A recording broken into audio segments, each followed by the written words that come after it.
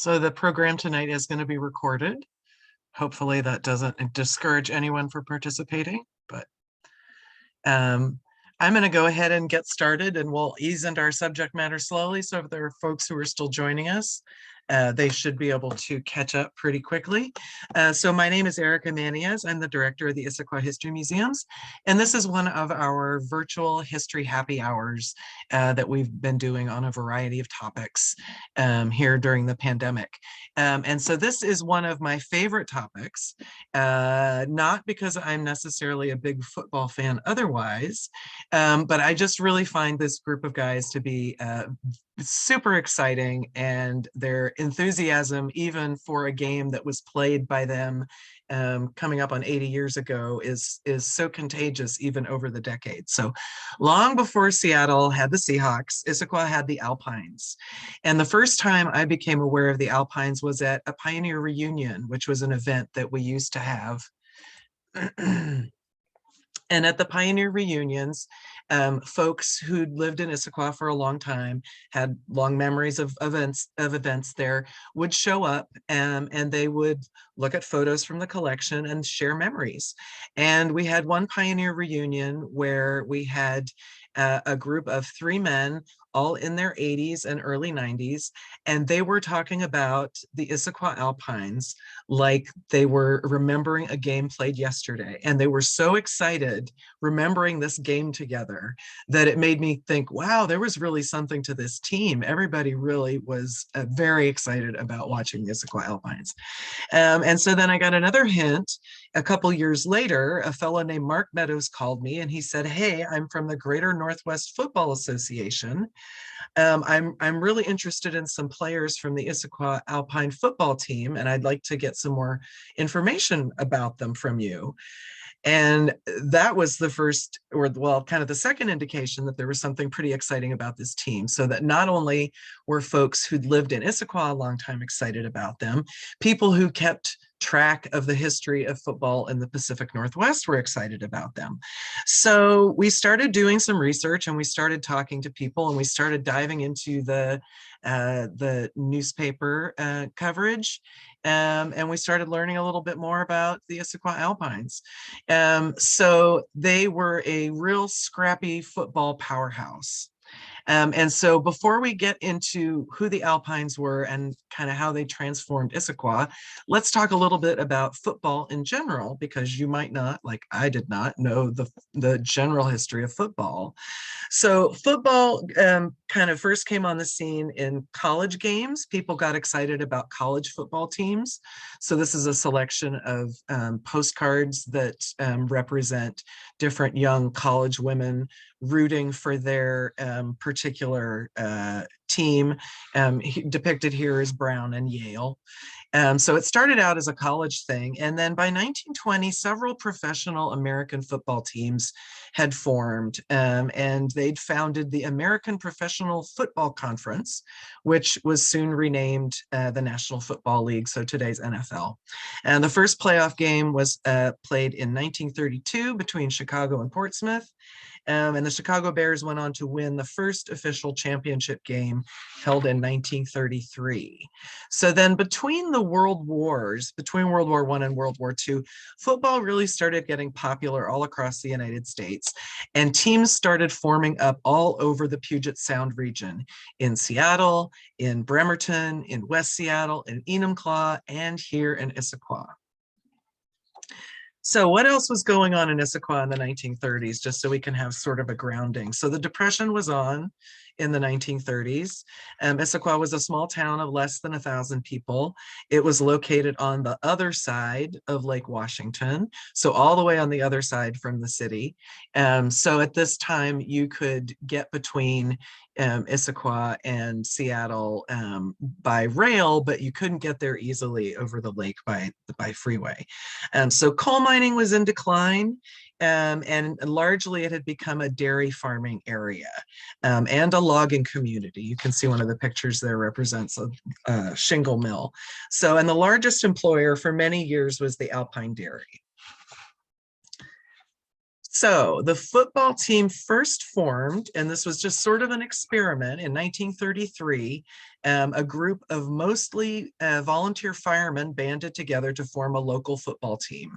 And this is one of the earliest pictures we have of the team.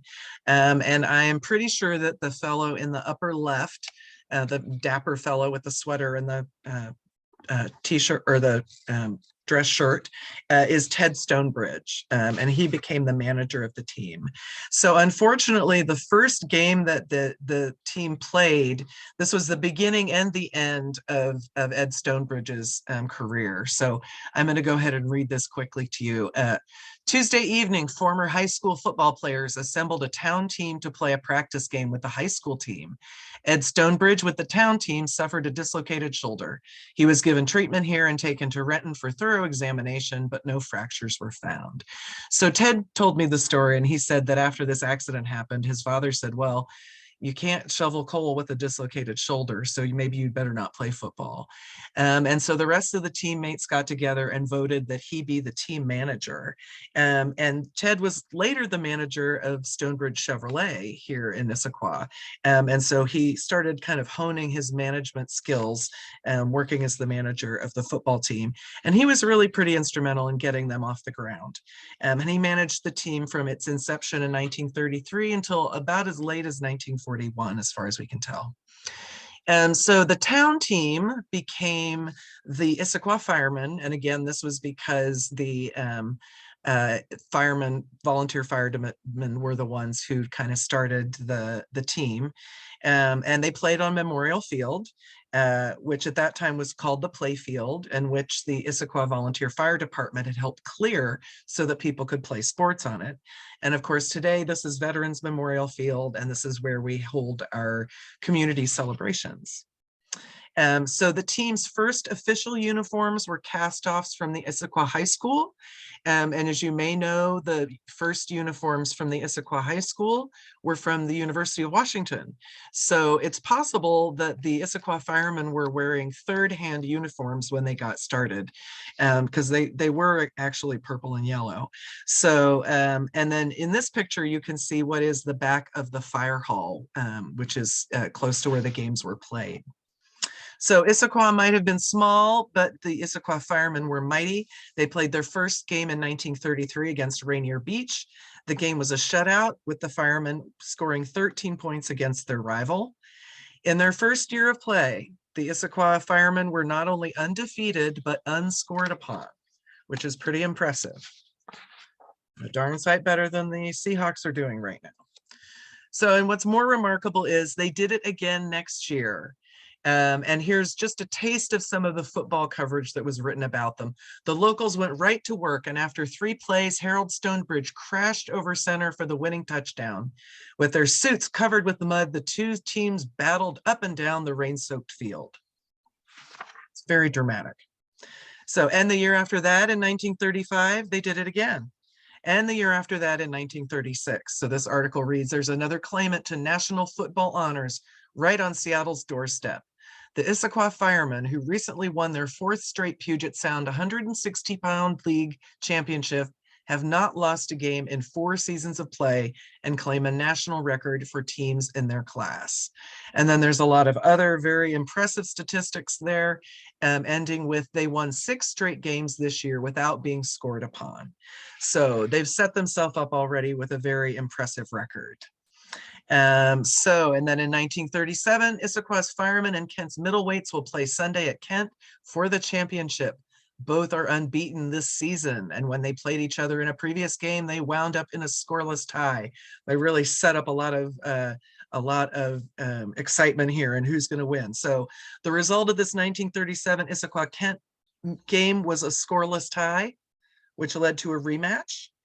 And it was not until the rematch led to a 6-6 tie, after which Issaquah was proclaimed the champion based on their total number of games won that season.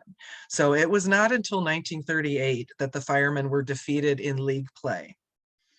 In 1939, they made it to the championship game, and they were defeated by the Enumclaw Wolverines.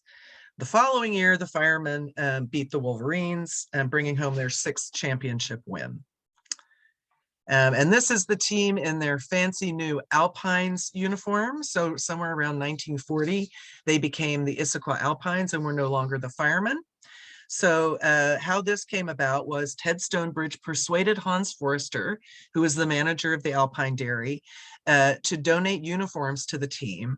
And in return, he said that they would name the team after them. And so they became the Issaquah Alpines. So the Alpine Dairy, again, was the largest employer in Issaquah at the time, and they also sponsored a basketball team. So the Alpine uniforms were still pretty basic. You just got a basic Alpine Dairy and basic letters on the front. The helmet's got a little fancier. You've got that swooping A that's part of the Alpine Dairy logo that they've worked into that. So by 1941, oh, and then this is a later jersey, probably from the late 1940s, early 1950s. And this was donated and is part of our collection. So by 1941, the Alpines had a healthy regard for their own abilities, and well, they should have. And they were not going to be intimidated by the posturing of rivals. And neither were the community members from Issaquah who supported them. So in September 1941, when the Issaquah press announced that manager Ted Stonebridge had, quote, received word from the big city on the other end of the big bridge that they are going to carry off the banner this year, end quote. So basically somebody from Seattle called Ted Stonebridge to talk smack about how they were going to beat them in the upcoming game. And the press claimed that this news, quote, riles the fighting spirit of every football-minded man in Issaquah, end quote. So strong feelings. And the big city could not make good on its brag, and the firemen, or the Alpines, came away with the league championship again that year. So their 7th league victory in 9 years. So 1941 was pretty much the high water mark for the team. And you can guess by the date on this paper what was coming, of course, that was going to change things. December 4th, 1941.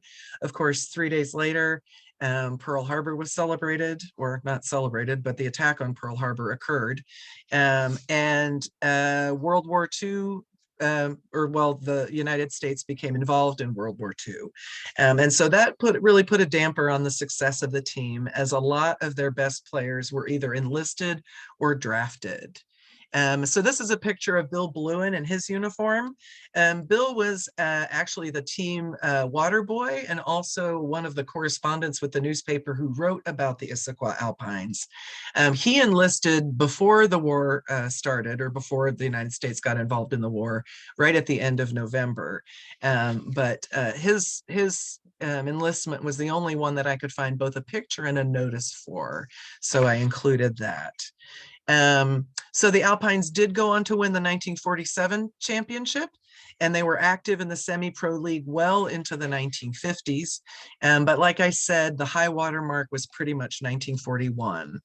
And this kind of, and part of my question when I learned about the Issaquah Alpines was, how come we don't have a semi-pro league today? Wouldn't that be cool? And as I did more research, I found that the semi-pro leagues all sort of petered out at roughly the same time period. And what happened was that televised football kind of came in and began to fill that gap.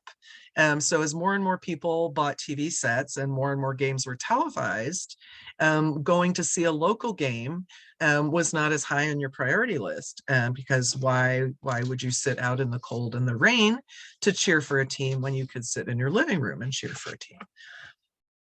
I can think of a few reasons why you'd want to go and see them live still, but that balance did begin to tip.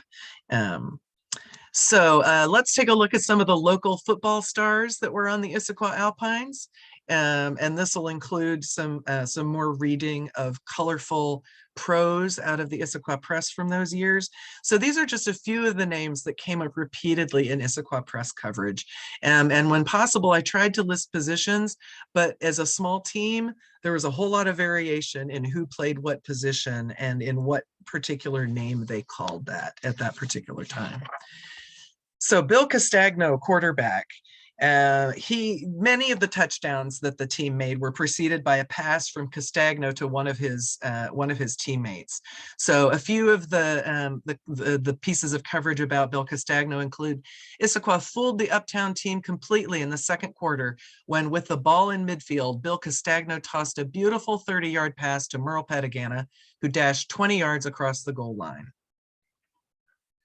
And then again, Woodland Heights was completely fooled when Jurglich laid low near the sideline and on a sleeper play scampered out into the open to take Bill Castagno's pass. And finally, the Issaquah team had a decided advantage in the punting department as Bill Castagno gave a marvelous exhibition with his long boots. Bill Rainey also got a lot of press, or George Rainey, I'm sorry. Issaquah made its first tally when a pass from Castagno to Rainey placed them within a few yards of Youngstown's goal line. Line bucks advanced the ball to the 1-yard line, and Rainey plunged the ball over on the 4th down. And then again, next year, with hard-charging linemen opening up terrific holes in the weak Mount Baker line, the firemen backs raced away for many long runs, the most sensational of which was George Rainey's 75-yard sprint in the second quarter. And Johnny Castagno, of course, related to Bill Castagno. They were brothers, and he was a fullback. At one point on the team, there were something like 4 different sets of cousins who were playing together. So, which is another kind of another commentary on what a small, tight-knit town Issaquah was. So Johnny was 2 years younger than his brother Bill, and so he came onto the team a few years later. He had lettered in football when he was in high school, and he was referred to in press coverage as a powerhouse consistently. So in the second quarter, they again pushed over another touchdown when Castagno crashed through the line for 7 yards. Finally, in the fourth quarter, the Alpines, with Johnny Castagno as their workhorse, stretched the drive that spelled victory. And finally, the third quarter, the Alpines again drove to the Enumclaw 12-yard line, where Johnny Castagno toe danced his way over for Issaquah's 3rd touchdown. And finally, Ellsworth, or Flash Croston. And this is one of the fellows who made a play that the guys were talking about, 70 years later at the Pioneer Reunion. So one of the comments about Croston: so far this year, Croston has kicked 7 try-for-points in 7 attempts, which isn't bad. And in December, Croston converted, making 12 successful kicks in 14 attempts this season. Good kicking in any man's league. It's also worth noting that Croston kicked a record-setting punt of 91 yards in 1939, and that record stood until 1962. Harold, also known as Pod Stonebridge, another halfback. Issaquah's fast-stepping fireman football 11, led by the brilliant running of Harold Stonebridge, shattered the championship hopes of Crown Hill last Sunday afternoon. And a few months later in December, the locals went right to work, and after 3 plays, Harold Stonebridge crashed over center for the winning touchdown. And finally, we don't have any super exciting quotes about Ted Stonebridge and all the amazing managing he did. He didn't get all those exciting nouns and verbs and adjectives in the newspaper, but he was also inducted into the Greater Northwest Football Hall of Fame in 2010 for his role as the team's general manager. Ted, when he found out that I was interested in the Issaquah Alpines, or firemen, he decided he would bring me some photographs and he would come take me out to lunch. And he was, I think, about 92 at that time. And he was still driving a Chevy, which impressed me. And he was a lovely gentleman. And so I'm glad that he got these particular honors, because I think he really deserved them. So a few notes on sports in a small town. So as I mentioned, like all the celebrated football stars of today, most of the football players on the Alpines were young men in their prime. Most of them were around 25 years of age. However, the Alpines worked all week, some of them at the Alpine Dairy, some of them at other jobs, and many of them were married and supported families. And playing football was a hobby, but it was clearly something that he took very seriously. So in spite of their success, they were still a small town team. This article notes that the football team is asking for transportation on Sunday. The Firemen's football team, which has gone thus far through the season without defeat, will play their final schedule in Seattle this coming Sunday afternoon. This is the crucial game of the schedule, as the winning team will be declared and the winners of the season championship. Stakes are high. The boys are short on transportation and will gladly accept of a lift from anyone having a car in good order. So they might have been cleaning the floor with all the other teams, but they still needed to hitchhike every now and again. And they were also noted for having open tryouts for the team, and they encouraged anybody to come try out, even if they didn't live in Issaquah.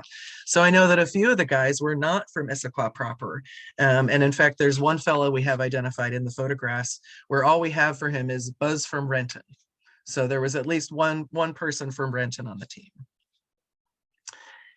So the Alpine team was a member of the Commercial League, which was also described as being semi-professional. It is not clear which aspect of the team was considered to be professional, other than their skills and determination. So again, here's another notice from the Issaquah Press. Boys would appreciate return of football. During football practice last Thursday, someone who had no business in doing so carried off a perfectly good ball belonging to the Firemen's Alpine team. This is a nonprofit organization which sometimes finds it difficult to break even financially, and the boys would appreciate very much the return of that ball with no questions asked. It may simplify matters and certainly would avoid future trouble if it were returned. So again, they might have been the kings of Pacific Northwest football, but they still didn't have a whole lot of extra change for a spare ball. So they definitely ran on a shoestring budget. So the Alpines and their rival of the week would use the Issaquah Volunteer Fire Department Hall near Memorial Field as their locker room. And so we did an oral history with Dorothy Hailstone Beale, whose husband played for the Alpines. And she remembers that the Issaquah Volunteer Fire Department Hall provided space to change clothes, but it did not provide showers. And so we've already read references to a mud-soaked field. We can see pictures of these guys with tousled hair and dirt on their uniforms, and definitely they've been out there playing hard. And so Dorothy remembered that on game days, her mother would make sure to have a hot bath ready when Art came home after a game. There were a couple references in here to the weight limit. So these guys were all 160 pounds and under. So that is pretty impressive. Their record is amazing when you consider the fact that these were not large guys. They were little, they were scrappy. So all of the team members had to be under 160 pounds to compete. But their competitors were not always so honest about what they weighed. So they did play some games where they defeated much heavier players.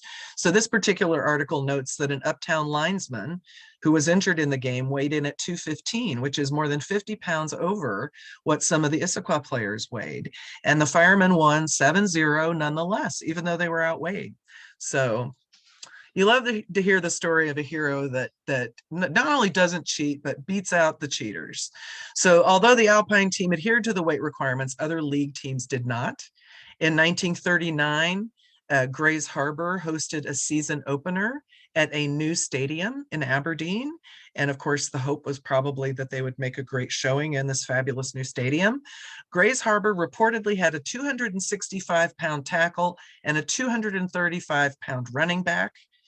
And Issaquah came away with a 7-0 victory nonetheless. It's almost like these guys were superhuman. So the community's enthusiasm for the Alpine team is reflected in the Issaquah press coverage.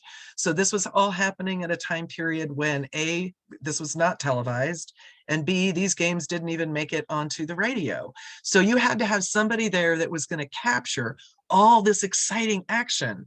And 3 different writers fit the bill in doing that writing. One was Dan Kramer, another was a high school student named Val Foubert, who I do not have a picture of, unfortunately, and then a fellow known as The Shadow, who was actually Bill Bluen.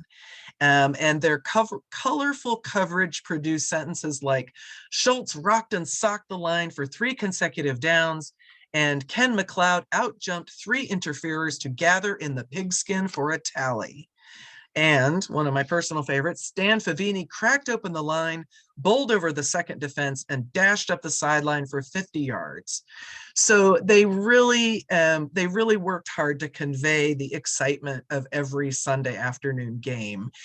So if you couldn't make it to the game, you got to catch up on it. If you just wanted to relive the game again, you had the opportunity to do that.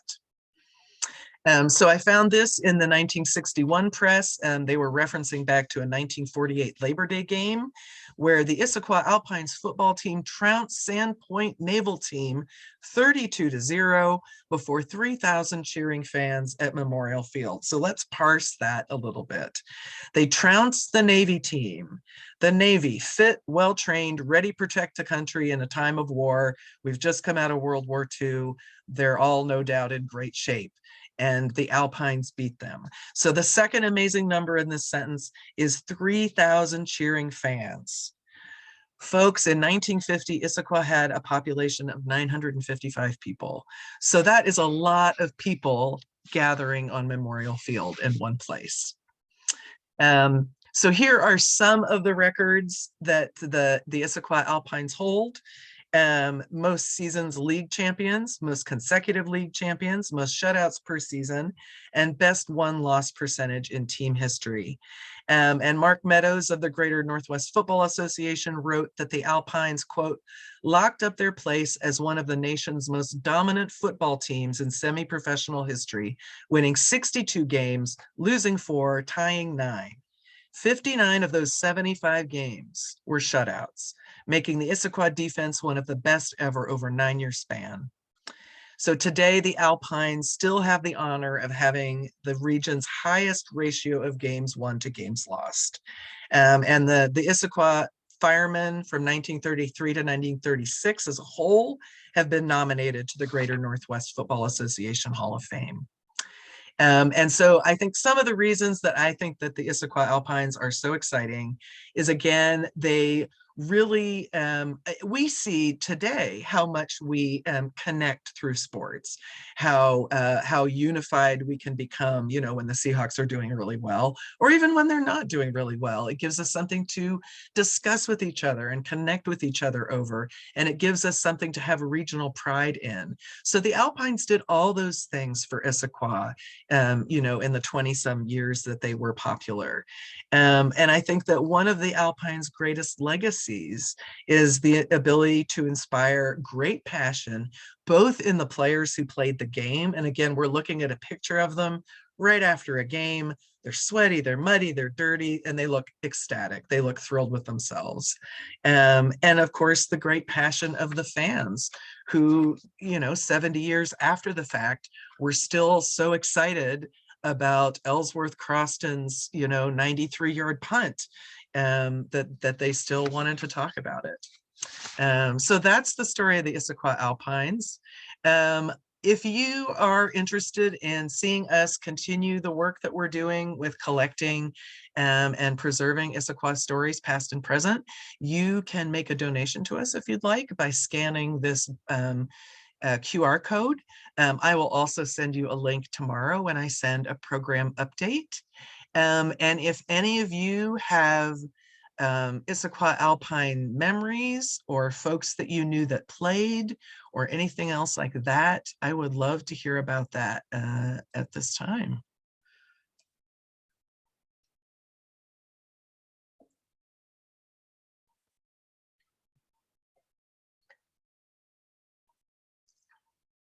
Okay, no questions.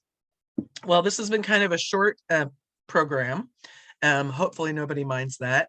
And I'm going to give a plug to another historian who's working on a sports project.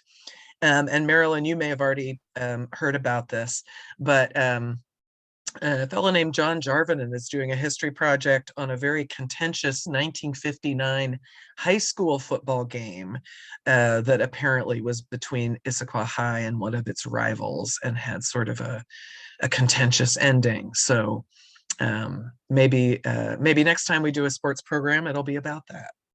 So if you have questions or comments or anything that you're too shy to say out loud, you can pop them in the chat, or you can go ahead. I love questions. Well, I'm going to say something here. Charlie Canoon here. Hey, How Charlie. are you? Good. I Thank. recognize your name. Oh, thank you. Yeah, yeah.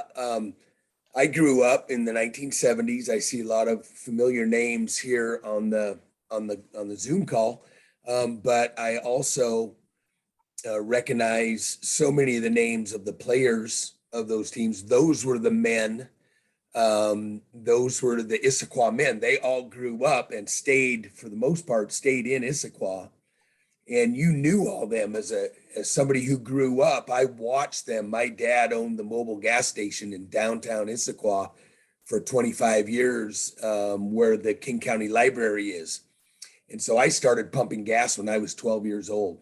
So I literally knew the cars that the Castagnos drove, the Croston, I know those names. Ted Stonebridge, of course. These are people that I have very, very vivid memories of, and they were great people to look up to. Yeah, they're an amazing group of men. They seem very passionate about having fun. Yeah. And when we did this presentation for the first time, Pod Stonebridge was actually still living, and he came with all of his sons.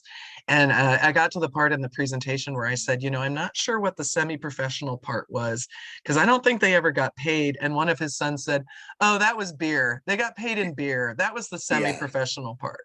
So. Yeah. And knowing all those men, none of them would turn away a cold beer. That's for sure. Yeah, that sounds about right. Well, thanks for Yeah. joining us. It's a pleasure to meet you over Zoom, Thank if no you. other way. Yeah. Hi, Do you Appreciate follow Charlie. our Dave, social media? Dave McIntosh. Charlie, Hey, hi. Dave. it. Dave. Hi, Dave. How are you? I'm doing well, thank you. My son and the Bellevue High School team is playing in the state finals on Saturday. My son Christian is involved as part of the coaching team. Nice. Well, Awesome. congratulations. Nice to see them get back to playing good football. Yeah, I agree with that. And yeah, like you, although you're a little bit younger than me, not too much, but I was, growing up and playing football and other sports in the 70s as well, and enjoyed today's storyline. Thank you. Well, thanks for joining us, and I hope your son's team has the luck of the Alpines with them. Thank you. I saw Joe Peterson's name as well, so shout out to Joe. For sure. Is that the Joe Peterson? Like That the is school, the Joe Peterson. Yeah. like the school teacher Joe Peterson? Yep, it is. Yep. And the There author. he is. I bought your book, Joe. Yeah, great. Very well done. We've convened an informal meeting of your fan club, Joe. Well, Yes. Charlie, I saw Charlie's name and I thought I'd have to jump in here at some point and say something to Charlie. How are you, Joe? I'm great. And all those names come back to me that were kind of because I did it a lot with the fire department when I was on the city council there. Right. There were a lot of negotiations when we had a county island and we had disputes between the two fire departments, and all those names are very familiar. For sure. Yep. Yep. Well, I appreciate everybody showing up. I'm glad you enjoyed the presentation. I'm happy to take more questions. I'm happy to let you guys chat. I'm happy to log off, whatever folks are feeling like doing. But I sure appreciate you spending a little bit of time with me tonight, hearing about the Alpines. They're one of my favorite Issaquah stories, and my husband finds it endlessly amusing that I can get this excited about football. I'm glad that I joined. It was well Thanks. done. Thanks for coming, Marilyn. I appreciate it. Okay. Have a good night, everyone. Good night. Thanks. Yeah. Good night. Thank you. Thank Nice you. seeing you, Joe. Good seeing you, Charlie. Yeah. Cheers, well, Charlie. yeah, I suppose I should